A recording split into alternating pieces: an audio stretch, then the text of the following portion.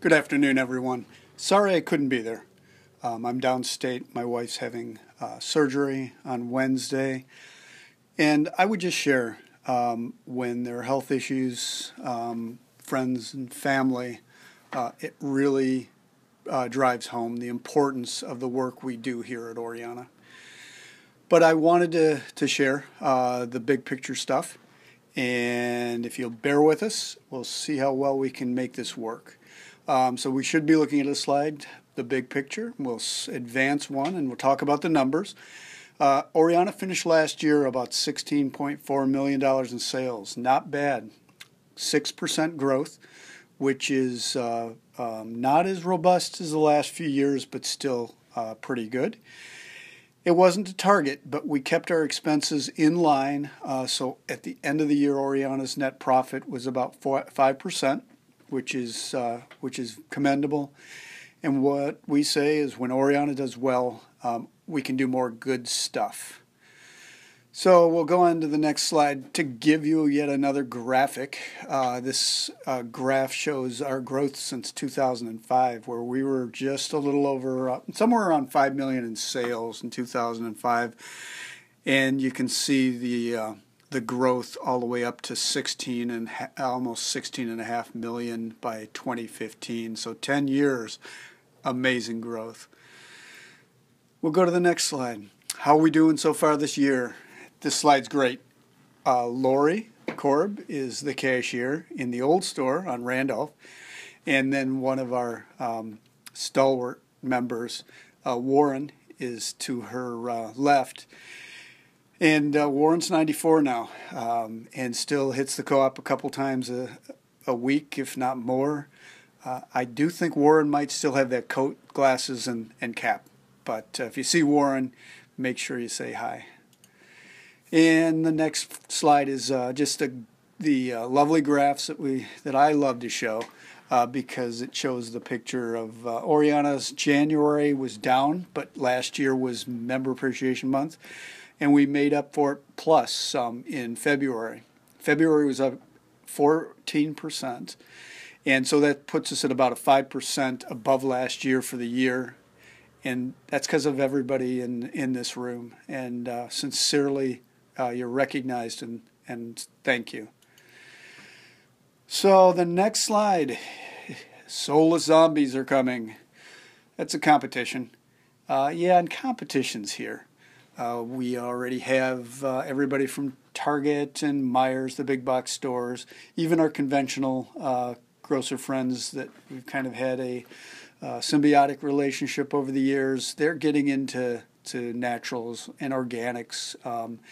So competition is here, but the soulless zombies that are coming, we'll go to the next slide, include Lucky's Market, which we've talked about. They had planned to open in the beginning of 2016, and it looks like now it's going to be later in the year. Some of their stores in different areas of the country, they've had some challenges, so they're paying attention to those stores, but they are still focused on being open fourth quarter of 2016. So we'll keep an eye on those folks. They are 4 miles away, and they are going in the old Horizon movie theater. They'll be about 27,000 square feet, so quite a bit bigger, but they have a different take on this business. They have everything from Coke through some organics. As I said, they're local. It's kind of hard to define. So we have a lot to recommend the co-op, and our job will be to grab the folks that may be shopping Lucky's and bring them over to the co-op. The next slide is another zombie apocalypse, Costco. And these folks are planning on putting up a good-sized store over by the airport. Costco has been looking around the area for the last few years. They take opportunities to get great pricing on a good location before they plant their flag. They've got some hurdles, but they're pretty good at plowing those fields and getting the zoning and the infrastructure in place. And they're planning to break ground in June. That would let them theoretically get open probably by the beginning of 2017. Costco, a lot of folks go, well, that's not really competition for Oriana. Well, Costco is the largest purveyor of organics and naturals. They've surpassed Whole Foods. So Costco, somebody to keep our eye on. The next slide says competition is a rude yet effective motivation. I think that says to me, yeah, competition is inevitable. What we've been doing for decades has gone mainstream. It keeps us sharp. It keeps us moving in a direction to make the experience for people ever better. Work on our pricing. All of the things that will keep Oriana a viable, successful business in the future. The next slide really is an overview of why we are different than these other folks. Oriana is owned by folks in the community. We're authentic. Local for us is 100 miles. You see the farmer posters, hey, then you see the farmer. The staff, engaged, knowledgeable folks. And the experience is better. Costco, for example, a store of 150, 200,000 square feet, has about the same number of employees as Oriana. And importantly, the money spent at Oriana stays local. It doesn't go off to somewhere out of state, or in the case of Lucky's, some of the investment is even from China. We're owned by folks in our community. We're a member-owned co-op. We're here at the end of the day for the wants and the needs of the members. Something we need to always keep in mind. So the next slide, it is the business plan for 2016. I've talked about this many times that, I love it when people say Oriana is my happy place. So our business plan for 2016 is that 95% of the folks surveys say Oriana is my happy place. You had a bad day? Come to the co-op.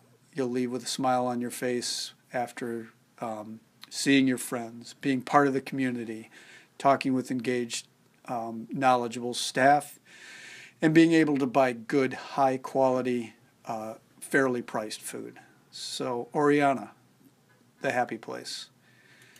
The next slide, I wanted to talk quickly about the change recently. We have, after 3 years, stepped back from the Acme area.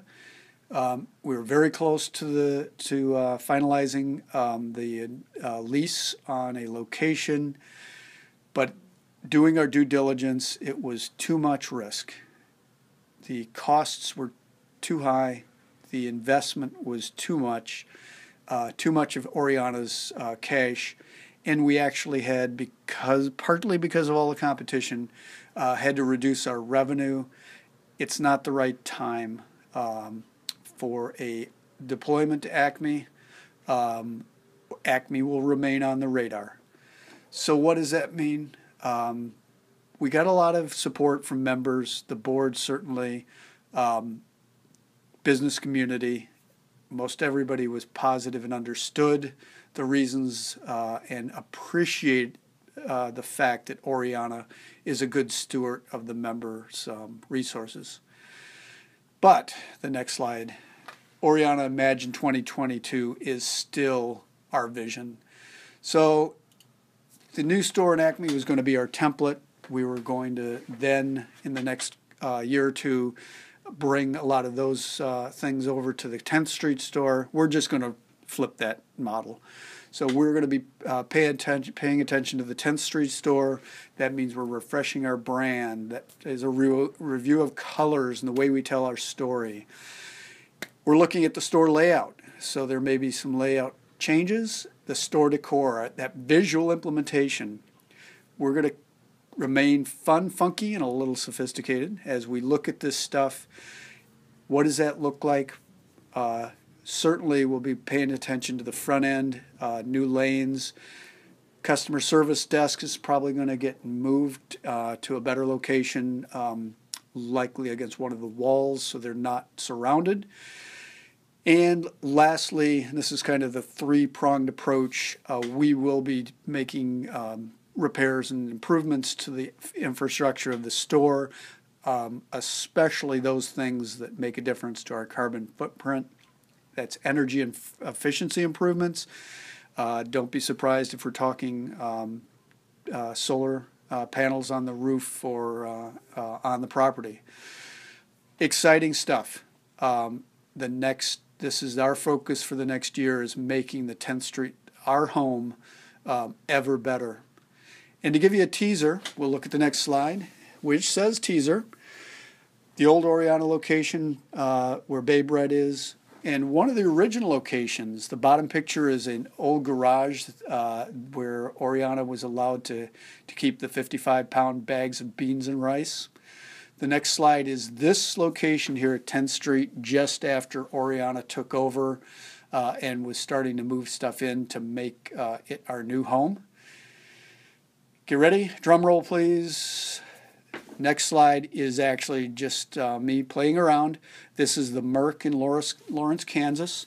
They did a brand refresh, brought in a lot of the colors that co-ops are using. Green, to a lot of folks, denotes the fresh, clean, organic kind of products that we sell. The next slide is the exciting cafe area. Storytelling at the top, refresh. Completely fresh, says it all. Bright colors combined with earth tones. It is not necessarily how Oriana will look, but we're looking at all of those things. I love the floors here. Might not be the way we go, but it works in this store. It's really fun. So we look at the floor, and now we move on to the slide with the sushi hot bar and local at the top. Again, great storytelling, graphics at the top. You can see pictures in the background. Those are our farmers and producers. Just kind of a nice, crisp, modern look. So last slide, that is Oriana making magic. And we will be sharing more about those changes coming up with staff, with members, with the community. We'll have 3D renderings, and we certainly love to get suggestions, input, utilize the Oriana, the new store at oriana.coop email, the suggestion box, email me directly, write notes. And we will also be getting input from members as we can show them stuff. We plan to give them a pretty good overview at the Oriana General Membership Meeting in April. So that is a target. I thank you all for your patience. Sorry I couldn't be there, and have a great afternoon. Thanks.